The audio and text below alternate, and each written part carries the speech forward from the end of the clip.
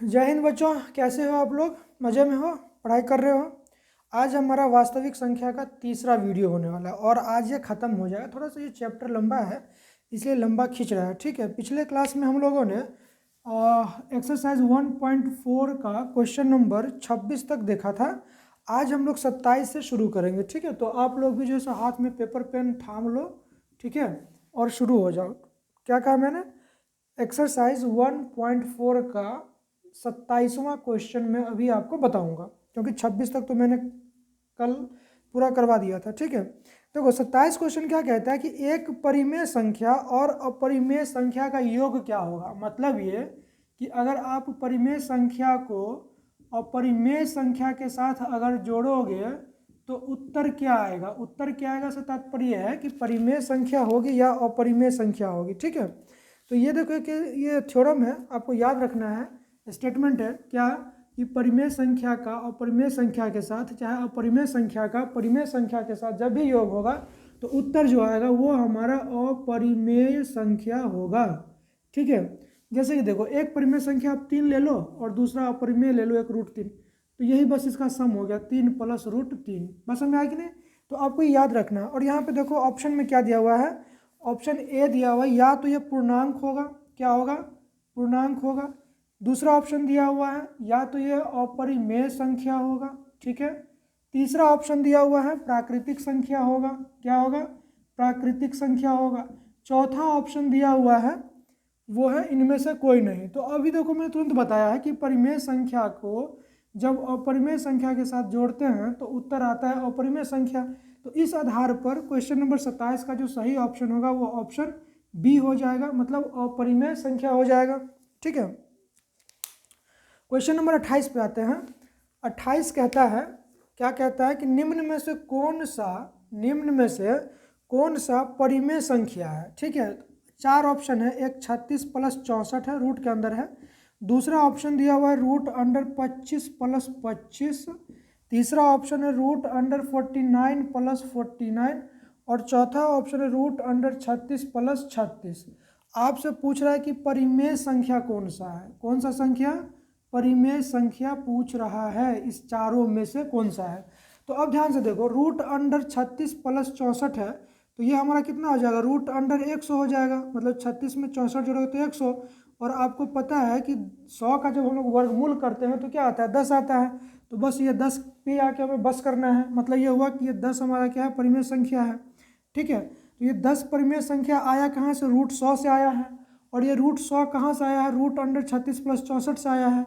तो इसका मतलब ये हुआ कि हमारा पहला ही ऑप्शन हमारे डिमांड को पूरा कर दिया कि हमारा जो पहला ऑप्शन √36 + 64 है वो क्या है? हमारा परिमेय संख्या है। तो आगे नहीं बढ़ना है।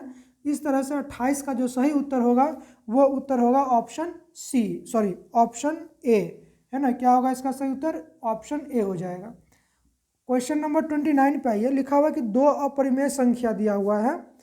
एक दिया हुआ है 3 + √5, ठीक है, और दूसरा दिया हुआ है 3 - √5। अगर हम दोनों को अगर गुणा करेंगे तो क्या आएगा? क्या आएगा से मतलब क्या वो अपरिमेय संख्या होगी या वो परिमेय संख्या होगी या वो प्राकृतिक संख्या होगी। और वैसे भी जितनी भी प्राकृतिक संख्याएं हैं सारी की सारी क्या है? परिमेय संख्या। तो बस आप इसी दो में पड़े रहो, या अपरिमेय होगा या फिर परिमेय संख्या होगा। तो आपको पता होगा, क्या पता होगा कि a - b × a + b = a² - b² होता है। तो यहाँ पे देखो, तो अगर हम 3 को a कर ले और √5 को b कर ले तो a + b × a - b क्या हो जाएगा? a², मतलब 3 का स्क्वायर माइनस b²। और b क्या है यहाँ पे? √5 है। तो √5 का स्क्वायर, 3 का स्क्वायर करेंगे तो 9 और √5 का स्क्वायर करेंगे तो 5। कुल मिला कितना आ गया? 4। और 4 हमारा क्या है? 4 एक परिमेय संख्या है। √4 क्या है? परिमेय संख्या है। इसका मतलब यह हुआ कि जब हम इस दोनों को 3 + √5 और 3 - √5 को गुना करेंगे तो हमारा जो उत्तर आएगा वो क्या आएगा? परिमेय संख्या। क्या आएगा? परिमेय संख्या होगा। तो ये हमारा परिमेय संख्या है, ठीक है। अब ये आपका ऑप्शन है ए, 29 का ऑप्शन ए ही दिया हुआ है परिमेय संख्या। तो मतलब 29 का सही आंसर क्या होगा? ऑप्शन ए हो जाएगा। 30 में फिर से आ जाइए। 30 में ये आपसे पूछ रहा है कि रूट 64 बट्टा 81, रूट के अंदर ही ये दोनों, प्लस रूट 16 बट्टा 9 है, क्या है, क्या इसको जब हम जोड़ेंगे तो ये हमारा परिमेय संख्या बनेगा या अपरिमेय संख्या बनेगा या पूर्णांक बनेगा या प्राकृतिक संख्या बनेगा।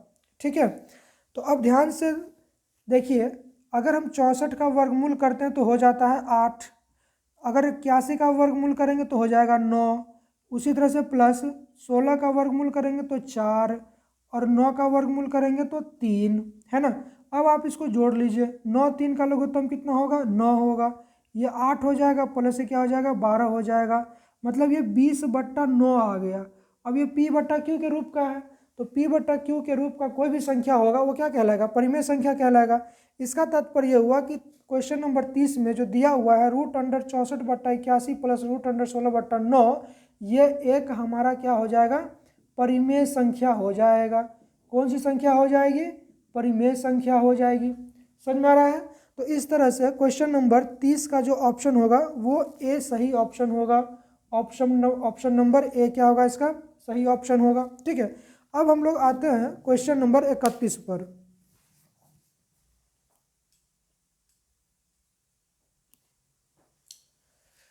क्वेश्चन 31 कहता है कि दो अपरिमेय संख्याओं जैसे 3 प्लस रूट 6, ध्यान से देखिए, क्वेश्चन नंबर 31 है,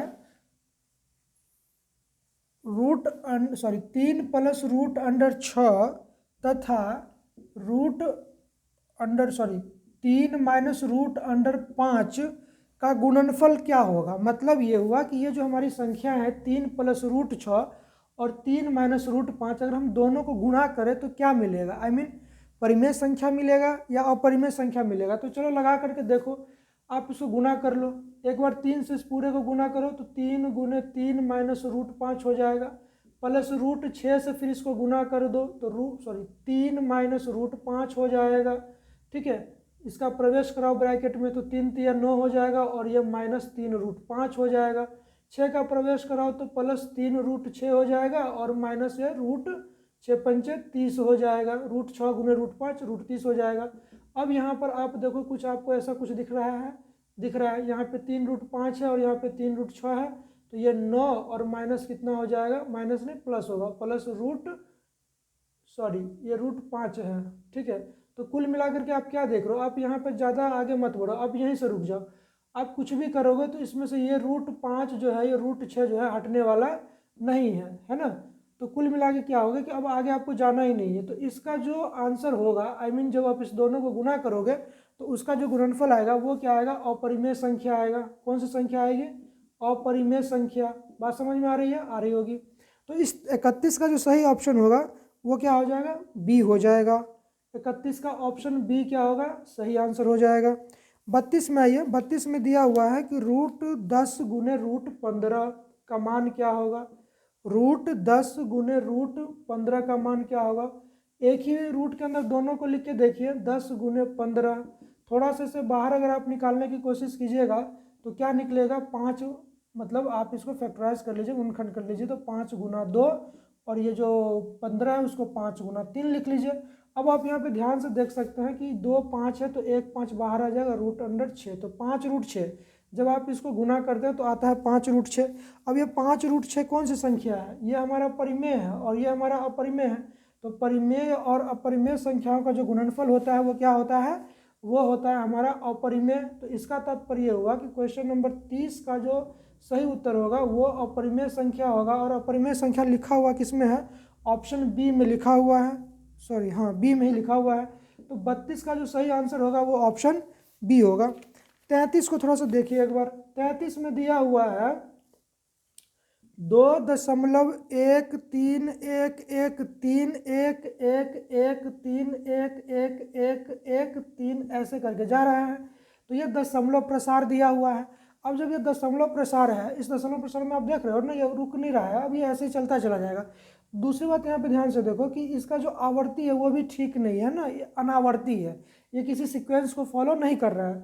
तो आपको ध्यान रखना है कि जब भी इस तरह का पैटर्न आपको नंबर का दिखे, मतलब दशमलव प्रसार दिखे, क्या दिखे, दशमलव प्रसार, तो वो क्या कहलाएगा, ऐसा दशमलव प्रसार। तब हम इसको हम लोग बोलेंगे अपरिमेय संख्या। क्या बोलेंगे इसको, अपरिमेय संख्या बोलेंगे। ठीक है, चलिए, तो ये अपरिमेय संख्या है और इसका ऑप्शन बी में ऐसा लिखा हुआ है परिमेय संख्या। तो कुल मिलाकर के ध्यान रखना है कि 33 का जो सही उत्तर होगा वो हो जाएगा ऑप्शन बी। 34 पे आते हैं। 34 क्या कह रहा है, सॉरी ये मार्कर थोड़ा कम काम कर रहा है, आवाज़ तो कोई ऑप्शन है नहीं, आज इसी से काम चलेगा। चलिए, 34 कह रहा है कि अगर एक परिमेय संख्या को अगर एक अपरिमेय संख्या के साथ गुना किया जाए, क्या कह रहा है, अगर परिमेय संख्या को अगर हम गुना करेंगे अपरिमेय संख्या से तो उत्तर क्या आएगा। तो आपको याद रखना है अपरिमेय संख्या ही आएगा। क्या आएगा, अपरिमेय संख्या ही आएगा। मैंने कहा कि अगर परिमेय संख्या को अपरिमेय संख्या से गुना करेंगे तो उत्तर जो आएगा वो अपरिमेय संख्या ही आएगा। जैसे एक संख्या 3 ले लो जो परिमेय है, और एक √2 ले लो जो क्या है, अपरिमेय है। जब गुना करेंगे तो ये 3√2 हुआ, तो ये 3√2 क्या कहलाएगा, अपरिमेय संख्या कहलाएगी। इस तरह से हमारा 1.4 खत्म होता है। ठीक है, अब हम लोग शुरू करते हैं 1.5 को। आप इसको एक बार नोट कर लो। ठीक है, कर लिए, चलिए आइए 10-15 मिनट और क्लास चलेगा। ये थोड़ा सा आज ख़त्म हो जाना है किसी भी कीमत पे। ये तीसरा क्लास है इसका।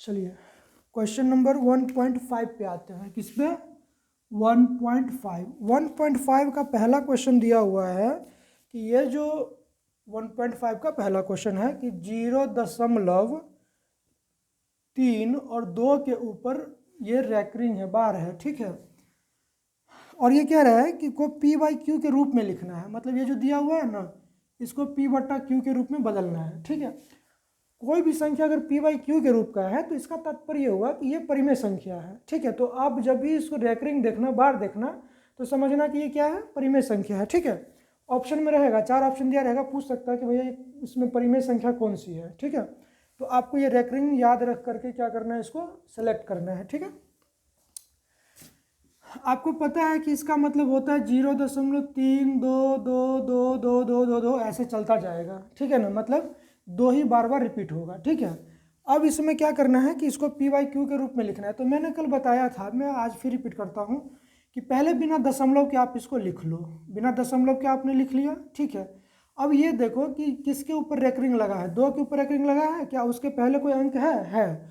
जो अंक इसके पहले है उस अंक को उससे क्या कर दो, घटा दो। ठीक है, तो 3 था रैकरिंग के पहले, 2 के पहले 3 था, तो हमने क्या किया, इस 32 में से 3 को घटा दिया। अब क्या करना है, नीचे हर में जितना संख्या के ऊपर बार लगा हुआ है, डंडा लगा हुआ है, उतना 9 लिख देना है। तो यहाँ पे सिर्फ एक ही 2 है और उसी के ऊपर में रैकरिंग लगा है। हमने क्या किया, इसको एक 9 लिख दिया। अब इस 9 इस 2 के पहले कितना अंक आपको दिख रहा है, एक अंक दिख रहा है। तो यहाँ पे हम क्या करेंगे, एक 0 डाल देंगे। ठीक है, क्या करेंगे, एक 0 डाल देंगे। अब हम इसको थोड़ा आगे बढ़ाएंगे, 32 में से 3 जाएगा तो कितना होगा, 29 होगा, और ये 29/90 होगा। कटने वाला तो है नहीं। इसका मतलब क्या हो गया कि जब हम 0.32 के ऊपर रैकरिंग को जब हम p/q के रूप में बदलेंगे तो ये हमारा 29/90 हो जाएगा। और 29/90 जो लिखा हुआ है ये ऑप्शन बी में लिखा हुआ है। इसका मतलब ये हुआ कि क्वेश्चन नंबर ए का जो सही आंसर होगा वो ऑप्शन बी हो जाएगा। क्वेश्चन नंबर 2 पे आइए। क्वेश्चन नंबर 2 कहता है कि निम्नलिखित में से कौन सा कथन सही है। अब आपको यहाँ पे थोड़ा सा दिमाग लगाना है, क्योंकि कथन वाले में ना जल्दीबाजी में आप गलती कर सकते हो। ठीक है, पहला कथन सुनो, मैं इसको लिखूंगा नहीं, सुनो ध्यान से। 2 अपरिमेय संख्याओं का गुणनफल हमेशा अपरिमेय होता है। मतलब कि कोई भी 2 अपरिमेय संख्या ले लीजिए। ठीक है, एक ले लीजिए √3 और दूसरा ले लीजिए √5। तो जब आप इस दोनों को गुना करोगे तो कितना आएगा, √15 आएगा। तो एक बात तो ये भी कह रहा है कि इसका गुणनफल हमेशा अपरिमेय होता है। ऐसा भी कहना सही बात नहीं है। क्यों, अगर हम √5 को अगर हम √5 से गुना करेंगे तो क्या आ जाएगा, 5 आ जाएगा। तो तो यहाँ पे आपने क्या देखा कि जब दो अपरिमेय संख्या को गुना करते हैं तो परिमेय संख्या भी आता है, ठीक है। या आप ऐसे ले लो, आप ना √3 को √27 से गुना कर दो, तो जब आप √3 को √27 से गुना करोगे तो ये हो जाएगा √81, और √81 कितना हो जाएगा, 9 हो जाएगा। तात्पर्य क्या हुआ कि दो अपरिमेय संख्या को गुना करेंगे तो वो परिमेय संख्या भी हो सकती है और अपरिमेय संख्या भी हो सकती है। इस आधार पे हमारा जो पहला कथन है वो क्या हो गया, गलत हो गया। मतलब मैं अभी आपको बता रहा हूँ एक्सरसाइज 1.5 का क्वेश्चन नंबर 2, ठीक है। तो पहला कथन हमारा क्या हो गया, असत्य हो गया, लेकिन हमें चुनना क्या है, जो सही है। दूसरा कथन मैं पढ़ता हूँ, एक परिमेय और एक अपरिमेय संख्या का गुणनफल हमेशा अपरिमेय होता है। ये बात आपको ध्यान रखना है, ठीक है। दो अपरिमेय संख्याओं का जोड़ कभी अपरिमेय नहीं हो सकता है। दो अपरिमेय संख्याओं का जोड़ कभी अपरिमेय नहीं हो सकता। ऑप्शन सी में ये भी बात गलत है। अगर मान के चलिए आपने √2 लिया और फिर √5 लिया, अगर आप दोनों को जोड़ रहे हो तो ये क्या बन रहा है, ये एक अपरिमेय संख्या बन रहा है। क्या बन रहा है, अपरिमेय संख्या बन रहा है। तो ये ऑप्शन सी भी हमारा क्या है, गलत है। चौथा ऑप्शन है कि एक पूर्णांक तथा एक परिमेय संख्या का जोड़ कभी पूर्णांक नहीं हो सकता। ऐसा कैसे हो सकता, आप ले लीजिए ना कोई भी, जैसे मान के चलो कि एक आपने ले लिया, कितना ले लिया आपने, मान के चलो एक पूर्णांक आप कोई सा भी ले लो, एक 3 ले लो, ठीक है। और एक परिमेय संख्या कुछ भी ले लो, एक परिमेय संख्या कुछ भी ले लो, 1/2 ले लो। आप इस दोनों को जोड़ के देखिए तो 3 दूना 6, 1 7/2। तो क्या ये 7/2 पूर्णांक है, नहीं, 7/2 पूर्णांक नहीं है। ये हमारा क्या है, परिमेय संख्या है। तो ये जो ऑप्शन डी है, ये ऑप्शन डी क्या है, हमारा सही है, ठीक है। तो कुल मिलाकर के इस 4 ऑप्शन में ऑप्शन डी इसका क्या है, सही उत्तर हो जाएगा। आ जाइए क्वेश्चन नंबर 3 पे आ जाइए। कहता है कि निम्नलिखित में कौन सा भिन्न दशमलव का प्रसार शांत होगा, ठीक है। क्या बात कर रहा है, बात कर रहा है कि भिन्न का दशमलव प्रसार क्या होगा। तो ध्यान रखिएगा, दशमलव प्रसार जो होगा या तो वो शांत होगा, ठीक है। शांत का मतलब समझते हैं ना, कोई हलचल नहीं होना। अब कोई हलचल नहीं होने का मतलब क्या हुआ कि जब हम उसको भाग करेंगे ना तो एक सर्टेन स्टेप के बाद जो हमारा रिमाइंडर है, आई मीन जो शेषफल है, वो क्या आ जाएगा, 0 आ जाएगा। जैसे कि देखो, आपने 2 से भाग दो 15 को, ठीक है, भाग दो इसको, तो 2 7 14 हो जाएगा, 1 बचेगा, दशमलव डालेंगे, 0 आ जाएगा, 2 पंचे 10 हो गया। तो आपने क्या देखा, एक स्टेप मतलब कुछ स्टेप के बाद हमारा जो शेष है वो 0 हो गया। इसका मतलब क्या हुआ कि इसका जब हम दशमलव प्रसार करेंगे, 15/2 का जब दशमलव प्रसार करेंगे तो वो एक निश्चित स्टेप के बाद खत्म हो जाएगा, मतलब वो शांत हो जाएगा, ठीक है। एक तो होगा अशांत, एक क्या होगा, अशांत। अशांत में भी एक होता है आवर्ती, ठीक है, ध्यान रखिएगा। दशमलव प्रसार जो होगा या तो पूरी तरह शांत होगा, जिसमें क्या होगा कि दशमलव के बाद कुछ स्टेप के बाद वो डिवीजन हमारा खत्म हो जाएगा, मतलब शेष 0 आ जाएगा। अशांत में क्या होगा कि वो कभी खत्म ही नहीं होगा। जैसे कि मान के चलिए कि 10 में हमको 3 से भाग देना है, ठीक है। 10 में 3 से अगर भाग देना है तो आप देखोगे कभी भी ये भाग खत्म ही नहीं होगा, है ना। चलो भाग करके देखते हैं। 3 तिया 9 हुआ, घटा दिए, 1 बचा, 0 डाल दिए, दशमलव डाले, 3 तिया 9 हुआ। फिर वही प्रोसेस, एक मतलब 10 में से 9 1 बचेगा, 1 0 डालेंगे, फिर 3 तिया 9। मतलब आप देखोगे 3 3 3 3 अब आता ही जाएगा, 3 3 3 3 आता ही जाएगा। मतलब ये भाग कभी खत्म होने वाला है नहीं।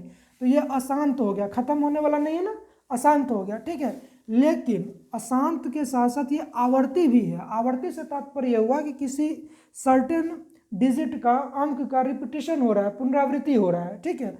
तो जब भी आपका दशमलव प्रसार या तो शांत हो या अशांत आवर्ती हो तो ये प्रसार हमेशा क्या कहलाता है, परिमेय संख्या कहलाता है। किसके अंतर्गत आता है, परिमेय संख्या के अंतर्गत आएगा, ठीक है। एक इसका दूसरा होता है अशांत अनावर्ती। क्या होता है, अशांत अनावर्ती। ये अशांत अनावर्ती में क्या होता है कि ये जो है ना तो खत्म होगा और ना ही ये किसी पैटर्न को फॉलो करेगा। जैसे कि आप ध्यान से देखो, जैसे यहाँ पे लिखा हुआ है 3.101011000, इसी तरह जा रहा है। आप यहाँ पे देख लो, आपको जो सर सिर्फ 1 और 0 आया है, 1 और 0 आया, वो मत देखो। आप ये देखो ना कि 1 के बाद 0 आया, फिर 1 आया, फिर 2 0 आया, फिर 2 1 आया, फिर 3 0 आया है।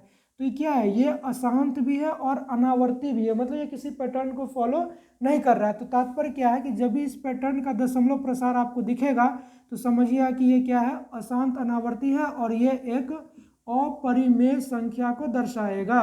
किसको दर्शाएगा? अपरिमेय संख्या को दर्शाएगा। ठीक है, तो इसी पैटर्न पे हमारा क्वेश्चन नंबर 3 है। ठीक है, क्वेश्चन नंबर 3 हमारा इसी पैटर्न पर है। प्रश्न आपसे पूछ रहा है कि निम्नलिखित में से कौन सा भिन्न का दशमलव प्रसार शांत है। पहला ऑप्शन दिया हुआ 11/700, दूसरा ऑप्शन है 91/2100, तीसरा ऑप्शन है 343/2 गुने 5 और गुने 7 ठीक है, और चौथा है इनमें से कोई नहीं, तो चौथा वाला हम इसमें नहीं लिखेंगे। अब देखो क्या है कि क्या है, दशमलव भिन्न प्रसार शांत होना चाहिए। ठीक है, तो शांत होने के लिए एक बहुत ही इंपॉर्टेंट पॉइंट है जो आपको याद रखना है। हर जो होना चाहिए ना, हर का जब आप गुणनखंड करोगे तो सिर्फ और सिर्फ या तो 2 के पावर में रहना चाहिए या 5 के पावर में रहना चाहिए। ठीक है, मतलब ये हो गया कि हर का गुणनखंड या तो 2 होना चाहिए या 5 होना चाहिए या फिर 2 गुने 5 के रूप में रहना चाहिए। अगर इसके अलावा कुछ भी आता है हर में तो उस नंबर का वो जो संख्या दिया रहेगा उसका जो दशमलव प्रसार होगा वो क्या हो जाएगा, अशांत हो जाएगा। क्या हो जाएगा? अशांत हो जाएगा। तो आपसे यहाँ पे यही पूछ रहा है कि किसका दशमलव प्रसार शांत होगा। क्या होना है? शांत होना है। तो शांत होने के लिए क्या चाहिए, या तो सिर्फ 2 चाहिए या सिर्फ 5 चाहिए या फिर 2 और 5 दोनों चाहिए। तो आप चेक कीजिए, तो अगर आप 700 का गुणनखंड करते हैं तो 7 गुने 100 आता है और 7 से ऊपर में कोई कटने वाला भी नहीं है। इसका मतलब क्या हुआ कि 11/700 जो है ये हमारा अशांत हो जाएगा। क्यों? अभी मैंने कहा कि हर में सिर्फ और सिर्फ या तो 2 होना चाहिए या 5 होना चाहिए या 2 और 5 दोनों होना चाहिए, पावर कुछ भी आ सकता है ना। चलो 2100 की बात करते हैं, तो 2100 में 3 गुने 7 होगा। क्या होगा? 3 गुने 7 और इधर एक बच जाएगा ये गुने 100। तो देखो अगर हम इसको काटें तो 13 सत्ते 91, 7 से तो कट जाएगा, ये 13 बचेगा, लेकिन ये 3 अभी भी कटने वाला नहीं है। इसका मतलब क्या हुआ, नीचे में 2 और 5 के अलावे एक 3 बचा। अब बोलोगे सर 2 5 तो हमको दिख नहीं रहा है। तो अगर आप 100 का गुणनखंड करोगे तो आपको क्या मिलेगा, 2 का पावर 2 और यहाँ पे 5 का पावर 2, 2500 का 100 होगा ना, तो 4 को 2 का पावर 2 लिख देंगे और 100 को क्या लिखेंगे, सॉरी 25 को क्या लिखेंगे, 5 गुने 5 मतलब 5 का पावर 2। तो 100 को तो हम 2 और 5 के रूप में बदल दिए, लेकिन ये 3 तो ऐसे रह गया। इसका मतलब क्या है कि ये भी हमारा क्या है, अशांत दशमलव प्रसार है। ठीक है, अब इसमें आ जाइए, 343 जो है ना 7 का घन है। किसका घन है? 7 का घन है। ठीक है, अब इस आधार पर आप ये कह सकते हो कि इस 7 का पावर 3 ये भी और 7 का पावर 3 ये भी, तो ये भी कट गया। मतलब अब आपके पास बचा 1/2 का पावर 3 गुने 5 का पावर 3। अब ध्यान से देखिए, अभी मैंने क्या कहा है कि हर में या तो 2 का पावर कुछ रहना चाहिए या सिर्फ 5 का पावर कुछ रहना चाहिए या 2 गुने 5 का पावर कुछ रहना चाहिए। तो आप हर में सिर्फ 2 और 5 देख रहे हो ना, इसका मतलब ये हुआ कि ये जो थर्ड वन था, सी वाला ऑप्शन था, ये हमारा क्या है कि शांत, मतलब दशमलव प्रसार इसका क्या है, शांत है। ठीक है, तो सी कि थर्ड का जो ऑप्शन होगा वो सी ऑप्शन एकदम करेक्ट हो जाएगा। क्वेश्चन नंबर 4 को एक बार आप निहार लीजिए, मतलब देख लीजिए।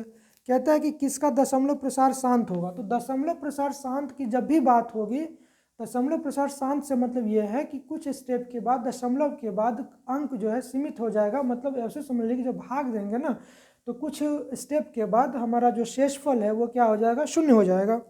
ठीक है, अब हम इसमें क्या करेंगे, सबके हर को चेक करेंगे। तो कि पहला ऑप्शन दिया हुआ 3/8, दूसरा ऑप्शन है 6/15, तीसरा ऑप्शन दिया हुआ है 29/343, चौथा ऑप्शन है 17/1536। अब आगे नहीं जाइए, चलिए यहीं से शुरू करते हैं। इस 8 को देखिए, जब भी आपसे पूछा जाए दशमलव प्रसार शांत है या अशांत, तो आपको कुछ नहीं करना है, सिर्फ और सिर्फ हर को चेक करना है। हर को चेक कीजिए तो आप हर में देख रहे हैं कि ये खाली 2 गुने 2 गुने 2 है ना। तो मैंने बोला था कि दशमलव प्रसार शांत होने के लिए हर में क्या होना चाहिए, हर में सिर्फ 2 होना चाहिए या सिर्फ 5 होना चाहिए या फिर 2 और 5 दोनों होना चाहिए। तो पहले ही ऑप्शन में आपने देख लिया कि भैया खाली 2 आ रहा है ना। तो इसका तात्पर्य हुआ 4 का जो ऑप्शन ए है वो हमारा क्या हो जाएगा, सही हो जाएगा। अब आगे आपको जाना नहीं है क्योंकि चारों ऑप्शन में नंबर दिया हुआ है, ठीक है ना। तो चारों में से हमें सिर्फ नंबर ही पिक करना था, तो हमारा पहला ही मिल गया है, तो आगे बढ़ने की जरूरत बिल्कुल नहीं है। क्वेश्चन नंबर 5 पे आ जाइए। क्वेश्चन नंबर 5 क्या कहता है, ध्यान से देखिए। 3.27 के ऊपर रेकरिंग है। अब ये है क्या है, ये क्या ये एक पूर्णांक है, या फिर ये एक परिमेय संख्या है, या फिर ये एक प्राकृतिक संख्या, या एक अपरिमेय संख्या है। तो अभी मैंने बोला था ना कि जब भी आप इस तरह का संख्या देखिए, रेकरिंग वाला संख्या देखिए, बार वाला, अभी थोड़ा देर पहले कहीं पे चर्चा किए थे। खैर चलिए, हाँ क्वेश्चन नंबर 25-26 था सर। तो ध्यान रखिएगा, जब भी इस तरह का संख्या आपको दिखेगा, है ना, तो इसको आप परिमेय संख्या ही बोलेंगे। क्या बोलेंगे, परिमेय संख्या। तो परिमेय संख्या वाला ऑप्शन 5 का बी में दिया हुआ है, ठीक है। तो 5 का सही ऑप्शन क्या हो जाएगा, बी हो जाएगा।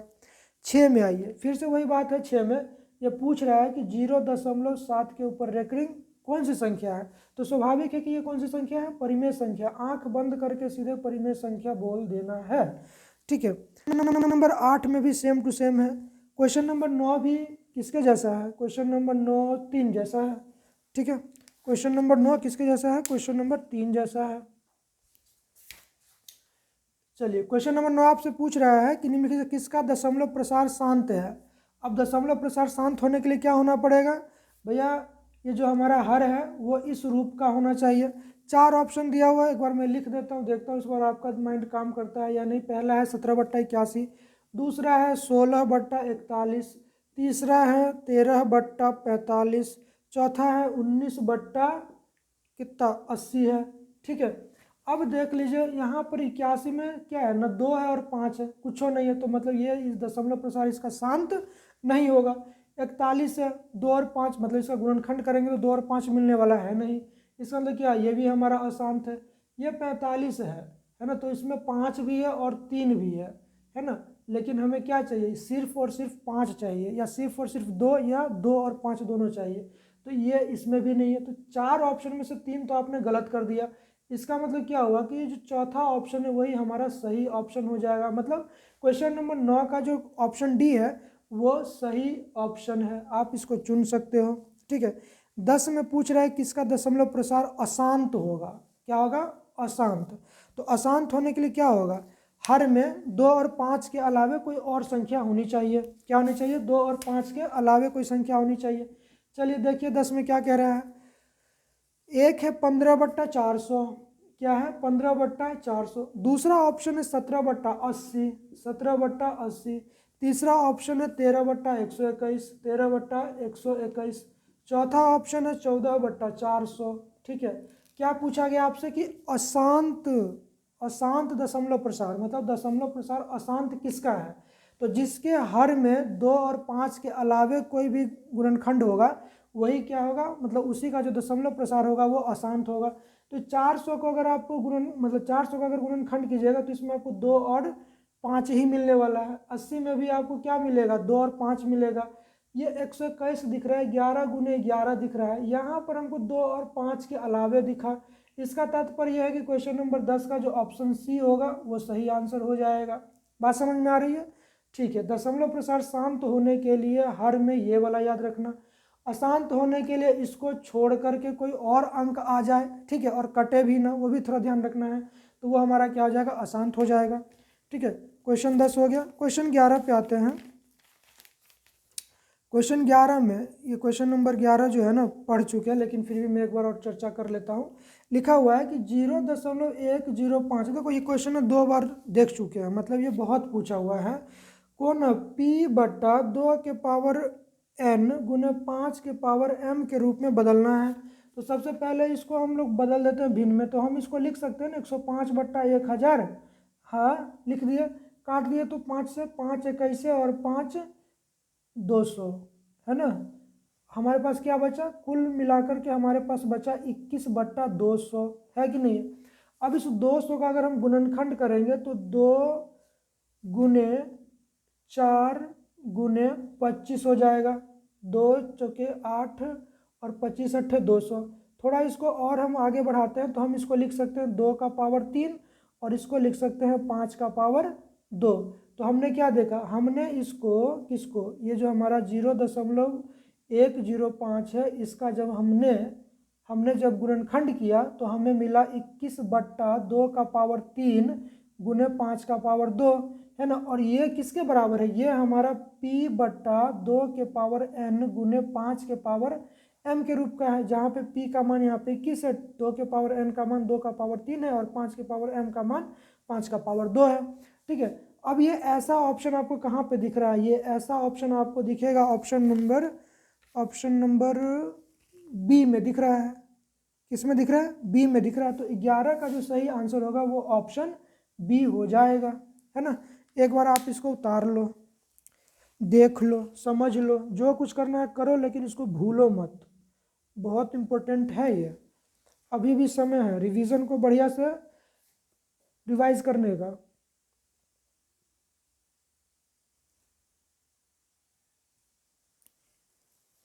चलिए अब मैं इसको थोड़ा मिटा दूं। क्वेश्चन 11 हो गया, 12 पे आते हैं। बस 5 मिनट का और खेल है इसमें।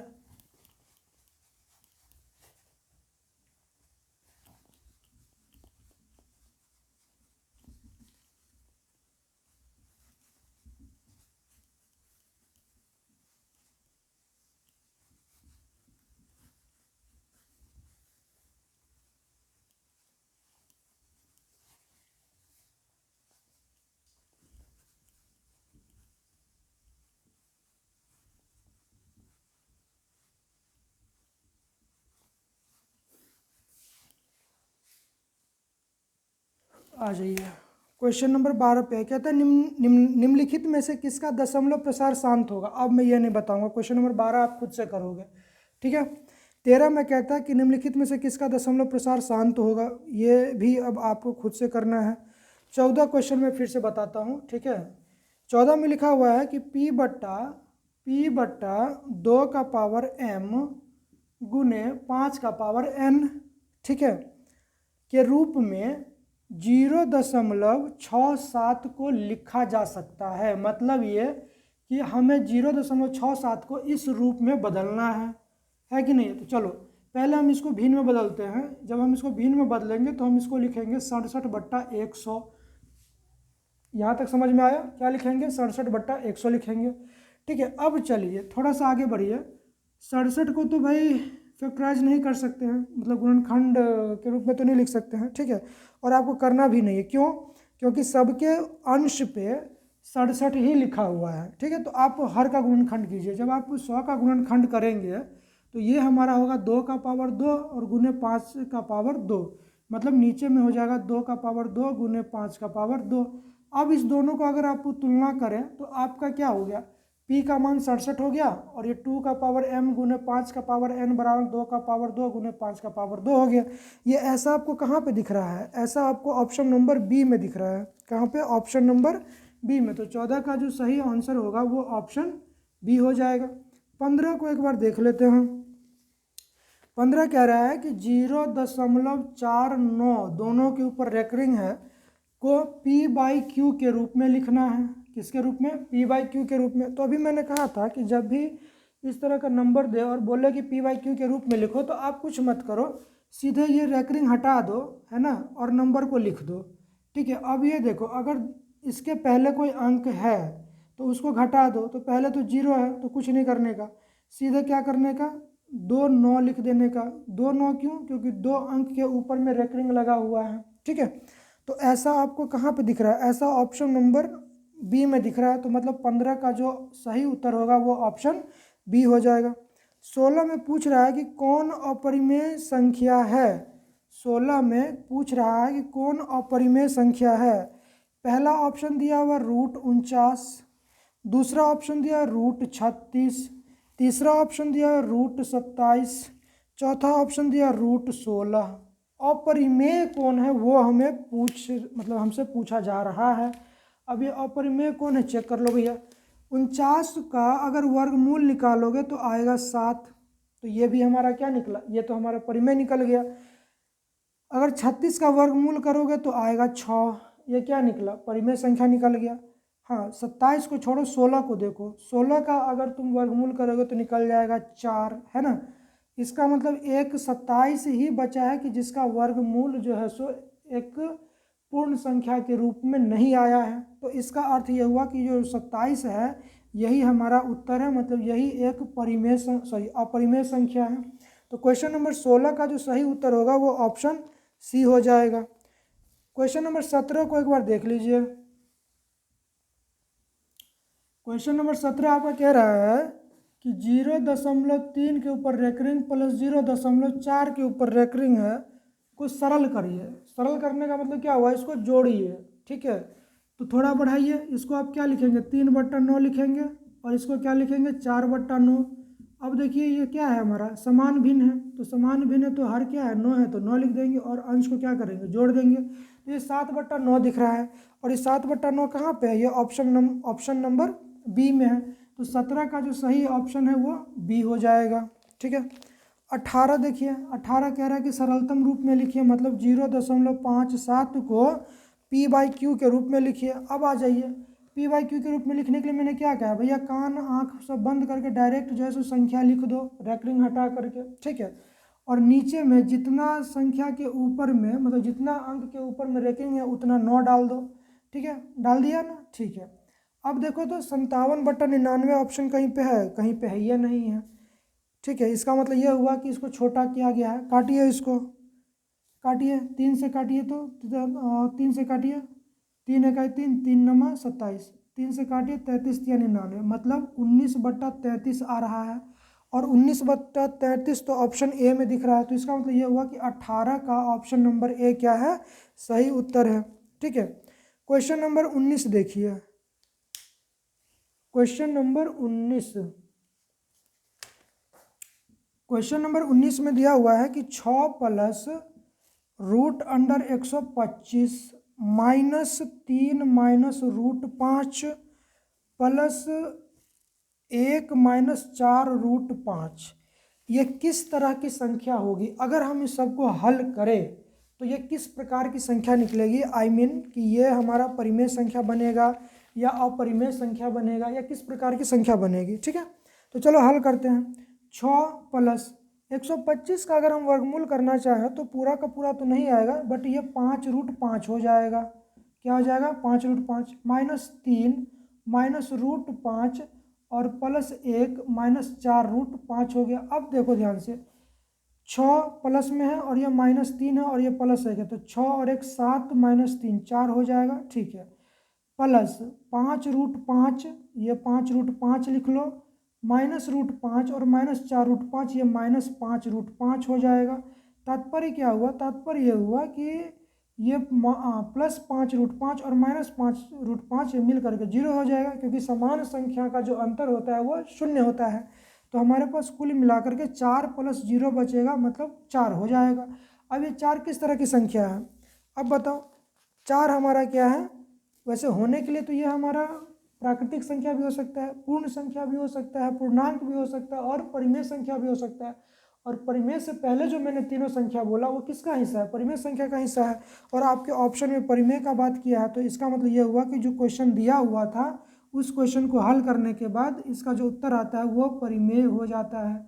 ठीक है, क्या आ जाता है, परिमेय संख्या बन जाता है। मतलब ऑप्शन कितना है भैया इसका, ए। 19 का जो सही ऑप्शन है वो ऑप्शन ए है। ठीक है, अब एक लास्ट क्वेश्चन बचा है कि 0.375, क्वेश्चन नंबर 20, 1.5 का क्वेश्चन नंबर 20 है कि 0.375 को p/q के रूप में लिखना है। किसके रूप में, p/q के रूप में लिखने के लिए बोल रहा है, जिसमें q क्या होगा, मतलब q का मान पूछ रहा है कि क्या होगा।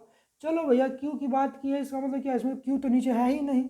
इसका मतलब यह है कि पहले हम इस दशमलव को भिन्न में बदल लेते हैं, तो 375/1000 लिखने का। ठीक है, कटने वाला है तो काटो इसको, 5 से काट लो, 5 दूना 10, ये 200 हो जाएगा, 5 7 35, फिर 2 आ जाएगा और ये 25 हो जाएगा। ठीक है, ये और कटने वाला है तो काट सकते हैं, लेकिन थोड़ा सा हमें यहाँ पे क्या करना पड़ेगा, रुकना पड़ेगा। ठीक है, काटिए।